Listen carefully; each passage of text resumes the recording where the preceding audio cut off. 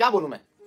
जब आप जीतने के लिए खेलते हो तो आप ड्रा करते हो, जब आप ड्रॉ करने के लिए खेलते हो तो आप मैच हारते हो। अब आप खुद ही बता दें कि आज इंडिया क्या खेल रहा था, इंडिया किस चीज के लिए खेल रहा था। साफ दिख रहा था कि भारत चेस करना चाहता ही नहीं था। ऐसे ही बस फिजूल पे मैसेज कर रहा था कि हाँ जी इंडिया यहाँ से मैच जीत सकता है। इंडिया ने वो अप्रोच दिखाई नहीं। Negative mindset, negative approach, negative tactics और उसके बाद कुछ रेकलेस शॉट्स, बिल्कुल फजूल किस्म की शॉट्स जिसकी कोई जरूरत नहीं थी, वो खेल के ये आउट हुए। तो जिस तरह से धचका लगा है टीम इंडिया के कुछ सीनियर प्लेयर्स की वजह से, स्पेशली रोहित शर्मा जिस तरह से मिजरेबल वो दिख रहे हैं एज बैटर, एज कैप्टन वो जिस तरह से दिख रहे हैं, पूरी टीम इंडिया की एनर्जी जिस तरह से डाउन करना है, जिस तरह से Virat Kohli as experience player, as world best batter अपनी टीम को लेट डाउन करना है, तो भाई आप क्या एक्सपेक्ट करते हो? आप वहां जाके फिर टेस्ट मैच जीतोगे जब गंदी कप्तानी, गंदी बैटिंग सीनियर्स की तरफ से होगी, इररिस्पांसिबल। यार क्या बोलूं मैं। जब आप जीतने के लिए खेलते हो तो आप ड्रा करते हो, जब आप ड्रॉ करने के लिए खेलते हो तो आप मैच हारते हो। अब आप खुद ही बता दें कि आज इंडिया क्या खेल रहा था, इंडिया किस चीज के लिए खेल रहा था। साफ दिख रहा था कि भारत चेस करना चाहता ही नहीं था, भारत इस मैच को ड्रॉ करना चाहता था। जब आप रोकते हो तो फिर जो बॉलिंग साइड होती है ना, वो आपके ऊपर हावी हो जाती है, क्योंकि उनको पता होता है कि अब आप जीतने के लिए तो खेल नहीं रहे और आपको प्रेशर होता है हर बॉल रोकने का, और वो जो बॉल होती है वो खतरनाक बन जाती है। लेकिन जब आप अटैकिंग क्रिकेट खेल रहे होते हो, जब आप जीत की तरफ जा रहे होते हो, तो फिर जो सामने वाली टीम होती है ना, एक टाइम ऐसा आता है कि उनके हाथ पांव फूल जाते हैं, उनको बॉलिंग समझ नहीं आती और वो अन्नेवा बॉलिंग करते हैं। और इसमें क्या होता है कि आप लोग जो हैं वो उनके ऊपर हावी हो जाते हो। अब हुआ क्या कि आपकी टीम, मैं भारतीय फैन से मुखातिब हूं कि आपकी टीम में जो आपका कप्तान है वो इस टीम के ऊपर सबसे बड़ा बोझ है। उसको ये एहसास नहीं है कि वो क्रिकेट जिसको कहते हैं ना, जब खेलने आते हैं वो आते साथ आउट होकर चले जाते हैं, पूरी भारत की टीम के ऊपर प्रेशर आ जाता है, पूरी भारत की टीम के ऊपर प्रेशर आता है। तो सामने रियलिटी है ना कि अगर आपका पाकिस्तान का ओपनर दुल्ला शफीक है आउट होके जाता है, मैं पता में कितना गुस्सा चढ़ता है। हमने कहा निकालो, उसको निकाल दिया फाइनली।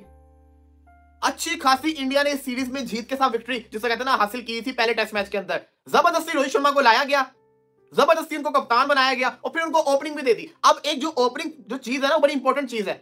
यही अगर राहुल ओपनिंग कर रहा होता तो डिफरेंट चीज होती। उस बेचारे का भी बेड़ा गर्क करवाया, वो अच्छा खासा ओपनिंग कर रहा था, उसको भी हटा दिया।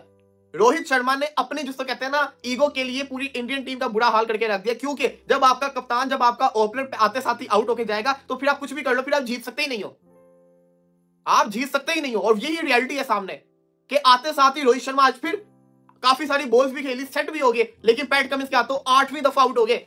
जब रोहित शर्मा आउट हो गए तो फिर जो एक रोल था, देखो ना इंडिया का रोल क्या था कि रोहित कप्तान जाएगा, अटैकिंग क्रिकेट खेलेगा, पहले सेट होगा, फिर अटैकिंग क्रिकेट खेल के एक चेस की तरफ इंडियन टीम को लेके जाएगा। जब आपका कप्तान ने सेट हो गया, उसके बाद अटैकिंग क्रिकेट खेलने के बजाय वो आउट होकर चला गया, तो वहीं से ही मैच जो था सारा नीचे चला गया।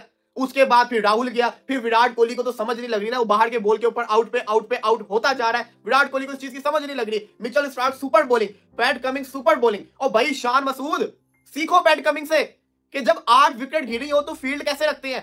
एक भी फील्डर बाउंड्री पर नहीं था, सारे के सारे मुंह के ऊपर चढ़े हुए थे। ये होता है attacking cricket, you miss I hit, इसको कहते हैं अटैकिंग क्रिकेट। और फिर ऋषभ पंत को कोई बताए कि भाई तूने 100 बॉलें खेलनी है, अच्छा खासा तू खेल रहा है, क्या तुझे दिख नहीं रहा कि बाउंड्री के ऊपर फील्डर मौजूद है? क्यों छक्का मारने की कोशिश कर रहा है भाई? ये छक्के वाला मैच नहीं था, ये मैच बचाना था, ये मैच बचाना था। एक इंडिया का पूरी, मैं कहता हूं कि पूरी बीजीटी के अंदर एक सिवाय बुमराह के, सारी उसकी मेहनत इन्होंने जाया करके रख दी, सारी उसकी जो कहते हैं ना, जो उसने जज्बा दिखाया, जो उसने इतनी विकेट्स ली, सारी उसकी मेहनत जाया करके रख दी इन लोगों ने।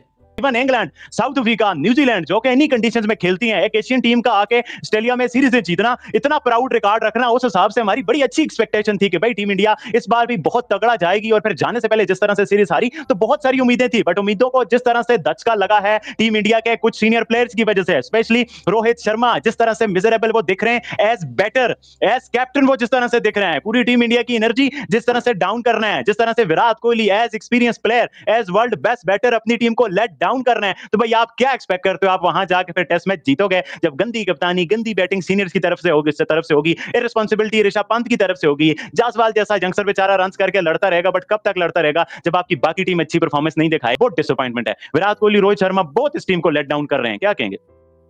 देखिए, मैं समझता हूं कि सीनियर्स अब इस वक्त इस टीम के ऊपर बोझ बन चुके हैं। और ये बोझ उतारने का वक्त आ गया है। अगर आप ये कहें तो बिल्कुल गलत नहीं होगा। सीनियर्स ने पूरी तरह डिसअपॉइंट किया है, मैं किसी का नाम नहीं लूंगा, लेकिन आपके सामने है कि जो जो परफॉर्मेंस इस टेस्ट सीरीज में इंडिया के इन सीनियर्स और ठेकेदार इंडिया की क्रिकेट के जो बने हुए हैं, इन्होंने जो वर्स्ट एवर परफॉर्मेंस दी है, डिसअपॉइंटिंग परफॉर्मेंस दी है, उससे इवन जो यंगस्टर्स हैं वो भी डिसहार्ट होंगे, वो भी डिसअपॉइंटेड होंगे। और ये वो समय था, वो वक्त था जब सीनियर्स को अपने मुल्क के लिए कुछ कर दिखाना था, एक बड़ा मौका था, एक बड़ा टारगेट था जिसको अचीव करना था, और उसमें सीनियर्स का रोल सबसे इंपॉर्टेंट था। और वहीं पे सीनियर्स ने अपनी टीम को लेट डाउन किया है, और मेरे ख्याल में सीनियर्स अब बोझ बन गए हैं इस टीम के ऊपर, और वक्त आ गया है कि इनको गुड बाय टाटा कर दिया जाए और यंगस्टर्स को मौका दिया जाए। देखिए, जिस तरह की क्रिकेट आज जायसवाल ने खेली है, क्या बाकियों को खेलनी नहीं आती? क्या रोहित शर्मा को वो क्रिकेट खेलनी नहीं आती जो ओवर द ईयर्स इस तरह की क्रिकेट खेलते आ रहे थे? जो विराट कोहली जो है, जो दुनिया के बड़े बल्लेबाज हैं, जो ऑब्वियसली किंग ऑफ क्रिकेट उनको कहा जाता है, लेकिन यहाँ पे वो एक सिपाही का रोल भी प्ले नहीं कर पाए। बादशाह तो बाद की बात है, और यहाँ पे उन्होंने डिसअपॉइंट किया। और उसके बाद बाकी भी आप देखिए कि जो बड़े बड़े प्लेयर्स हैं, ऋषभ पंत ने भी इस सीरीज में डिसअपॉइंट किया है। बहुत सारी उम्मीदें थी, उनसे लगी हुई थी उम्मीदें कि जिस तरह अभी जब हम पिछली वीडियो में आए थे 3 खिलाड़ी आउट थे और मैंने आपसे बताया था कि अभी भी ऑस्ट्रेलिया की जीत के चांस, उसके बाद ड्रॉ और उसके बाद इंडिया की विक्ट्री के तो थे भी नहीं। वो कुछ लोग ऐसे ही बस पे मैसेज कर रहे थे कि हाँ जी इंडिया यहाँ से मैच जीत सकता है। इंडिया ने वो अप्रोच दिखाई नहीं। Negative mindset, negative approach, negative tactics और उसके बाद कुछ रेकलेस शॉट्स, बिल्कुल फजूल किस्म की शॉट्स जिसकी कोई जरूरत नहीं थी, वो खेल के ये आउट हुए। और मैंने ये ट्विटर पे डाला है कि हाँ जी बताइए आपके क्या ख्याल है, is the third umpire's decision right or wrong regarding the dismissal of Jaiswal? Polling का मैंने वहाँ पे ऑप्शन दिया था, तो वहाँ पे भाई 25% कह रहे हैं डिसीजन ठीक था, 75% कह रहे हैं कि डिसीजन रॉन्ग है। देखो, अगर आप बॉल की डायरेक्शन देखो, वो तो चेंज हुई है, वो तो नजर आ रही है सीधी सीधी कि हाँ जी वो जिस लाइन पे जा रही थी वो तो चेंज हुई है, लेकिन स्निकोमीटर पे कुछ भी दिखा नहीं है अंपायर को। तो अब जो हम क्रिकेट देखते हैं इतने अरसे से, तो उसमें यही होता है कि अगर ऑन फील्ड अंपायर का जो डिसीजन होता है वो कहीं ना कहीं थोड़ा सा उसी की तरफ ही जाना चाहिए कि अगर आपको कंक्रीट किस्म का एविडेंस नहीं मिला, लेकिन अगर आप उसको स्निकोमीटर पे कुछ ढूंढ रहे हैं वो तो कुछ नहीं दिखा, हाँ लेकिन नेकेड आई से देख रहे हैं तो बिल्कुल बॉल जो है उसने अपनी डायरेक्शन चेंज की है। चलें, वो तो डिसीजन है ही बीच में कि हाँ जी कंट्रोवर्शियल है या नहीं है, वो आउट था या नहीं है, वो तो डिबेट चली रही है, लेकिन सिर्फ उस एक शॉट की वजह से इंडिया ये मैच नहीं हारा। ये तो आपको भी पता है, ये मैच इंडिया हारा है उस पोजीशन से कि जहां से ये मैच हारना नहीं चाहिए था। एक सेशन में 7 खिलाड़ी आउट हुए। सवाल ये है कि जायसवाल को क्या जरूरत थी वहां पे वो शॉट खेलने की? What was the need of that shot? कोई थी? ऋषभ पंत को क्या जरूरत थी वो शॉट खेलने की? विराट कोहली जब आउट हुआ उससे पहले बिल्कुल जो ब्रेक थी लंच की, उससे 1 ओवर पहले उसको क्या जरूरत थी कवर ड्राइव खेलने की? पूरे मैच में तो आप लोगों ने कोई सही कवर ड्राइव खेली नहीं। जब मौका, जब आपने सोच लिया और अप्रोच बना लिया आपने कि ये मैच आपने ड्रॉ खेलना है कि नहीं, जब आप इस तरह की थिंकिंग के साथ पहले पूरा दिन ही ऑलमोस्ट बैटिंग की है, वो तो आती ही आउट हो गए 2-4 ओवर के अंदर पूरी आपने जो पूरे दिन की प्लानिंग ये की थी कि हमने ये मैच ड्रॉ खेलना है, तो जब आपने ये प्लानिंग की थी तो फिर उस पर आप स्टिक क्यों नहीं किया आपने? फिर आपने उससे क्यों हटके अजीबोगरीब तरह के शॉट्स खेलने की कोशिश की? आपके जो प्लेयर्स कुछ तो चलो ठीक है रोकते हुए, डिफेंड करते हुए एंड पे कहीं ना कहीं आउट हो गए, लेकिन सवाल ये है कि जब आपने as a team, as a unit कहीं ना कहीं ये अप्रोच, ये सोच लेके आप उतरे थे कि हाँ जी भाईजान आपने ये मैच जो है यहाँ से अब ड्रॉ खेल के जाना है और सिडनी वाले मैच में जाके हमने वो मैच जीत के कहीं ना कहीं सीरीज अपने नाम करने की कोशिश करेंगे, वो मैच जीतने की कोशिश करेंगे, तो भाईजान फिर आपने बीच में सवाल ये पैदा होता है कि आपको क्या जरूरत पड़ी थी किस तरह की शॉट खेलने की? ऋषभ पंत को अगर वो वहाँ पे छक्का भी लग जाता तो ऋषभ पंत को क्या, कितना मतलब उसका क्या फायदा क्या होता? यहाँ पे तो हीरो बनने का ये चांस था, जो हम टीवी पे बात कर रहे थे जब हम आए थे कि जायसवाल यहाँ पे गेंदे खेले, वो कहीं ना कहीं सिंगल अगर आते हैं तो ठीक है, वो करते कराते जो 35-40 रन कम है, 37 रन वो करे, 100 वो करे, 20-25 पे खेल रहा था ऋषभ पंत, करते कराते 50 रन वो खेले। और बॉलें आपने खेलनी है कि किस तरह की बॉलें आप कितनी ज्यादा से ज्यादा खेल सकते हैं। आधी पिच पे ठप्पा लगा हुआ है, पीछे फील्डर खड़े हुए हैं, वहाँ पे बिल्कुल एकदम जरा मुंह में पानी आ गया, हाँ ये तो बॉल आ गई है चौके वाली छक्के वाली। तो कई दफा हमने देखा जो आपकी अच्छी और स्ट्रॉन्ग शॉट है वो भी हवा में खड़ी हो जाती है, वो गेंद हवा में खड़ी हो गई और वही विकेट जिसका इंतजार था ऑस्ट्रेलिया को, बीच वाला पूरा सेशन जिसका वो इंतजार कर रहे थे, कोई हमें विकेट मिले, हल्की सी कोई थोड़ी सी विंडो, कोई light at the end of the tunnel हमें थोड़ा सा दिखे, और वो विकेट उनको मिला, and then they started sniffing victory and at the end of the day they got the victory.